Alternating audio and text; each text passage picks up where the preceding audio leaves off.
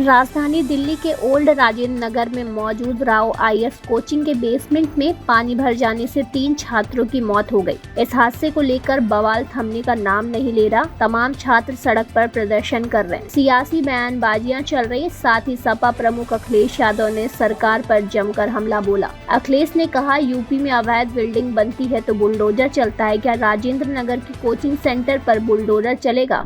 UPSC के student जो तैयारी कर रहे थे, आखिरकार प्लानिंग और एनओसी देने की जिम्मेदारी तो सभी अधिकारियों की है। अध्यक्ष महोदय, जिम्मेदार कौन है? उनके खिलाफ कार्रवाई क्या हो रही है? नंबर 1। दूसरा, ये केवल एक विषय नहीं है इलीगल बिल्डिंग। हम तो यूपी से अध्यक्ष जी देख रहे हैं, जहां इलीगल बिल्डिंग बनती है वहां बुलडोजर चलता है। क्या कहिए, सरकार बुलडोजर चलाएगी या नहीं चलाएगी?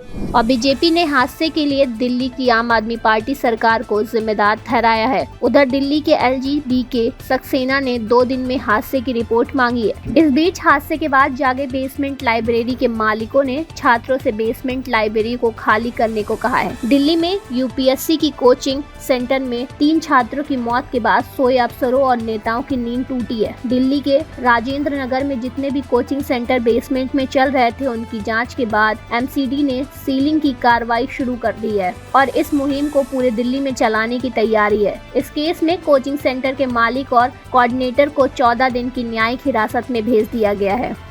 ओल्ड राजेंद्र नगर में यूपीएससी, एसएससी, बैंक, पीओ और क्लर्क समेत अन्य तरह की प्रतियोगी परीक्षाओं की कोचिंग चलती है। इनमें लगभग 4000 पुस्तकालय व कक्षाएं चल रहे हैं। इनमें भी 95% कक्षाएं व पुस्तकालय बेसमेंट में हैं। यहाँ के निवासियों ने बताया कि हर साल वर्षा का पानी बेसमेंट में भर जाता है। इस समस्या को लेकर वो लोग लगातार नगर निगम और एमएलए दुर्गेश पाठक को शिकायत कर रहे हैं, लेकिन हर बार उनकी चिंताओं को दरकिनार कर दिया जाता है। निवासियों का आरोप है कि कोचिंग सेंटर में हुआ हादसा नगर निगम और दिल्ली सरकार की कमी के चलते हुआ है।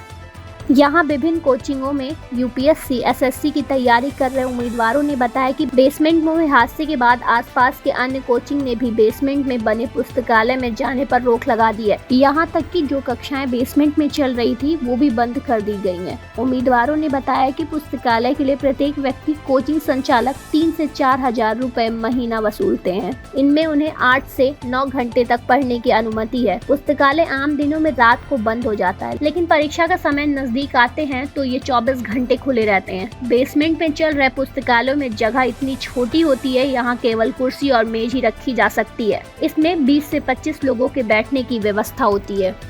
साथ ही उम्मीदवारों ने बताया कि वो इन पुस्तकालयों में बैठकर इसलिए पढ़ते हैं क्योंकि यहाँ पर पढ़ने का वातावरण मिलता है। उम्मीदवारों का आरोप है कोचिंग सेंटर ने अग्नि सुरक्षा प्रमाण पत्र ले रखा है, लेकिन वो केवल आंखों में धूल झोंकने के लिए है। अग्नि सुरक्षा नाम मात्र ही है। आग बुझाने के लिए उपकरण तो लगे हैं, लेकिन अभी मॉक ड्रिल नहीं हुआ है। किसी को आग बुझाने वाली मशीनों को चलाने तक नहीं सिखाया। आज पानी भरने से इतना बड़ा हादसा हुआ, कल को आगजनी का कोई बड़ा हादसा हो गया तो कौन जिम्मेदार होगा? साथ ही आपको बता दें, हर साल लाखों स्टूडेंट दिल्ली आईएएस बनने का सपना लेकर आते हैं, पर यहाँ आने पर कोचिंग सेंटर के मालिक लाखों रुपए वसूलते हैं और स्टूडेंट्स को यहाँ रहने पर बहुत सी समस्याओं का सामना करना पड़ता है। और स्टूडेंट्स की इन सारी समस्याओं पर न राज्य सरकार कुछ बोलती है, न ही केंद्र सरकार। सारी पार्टियों के लिए यह सारा मुद्दा राजनीतिक बयानबाजी बनकर खत्म हो जाता है। खुशी सिंह, द पेज 90।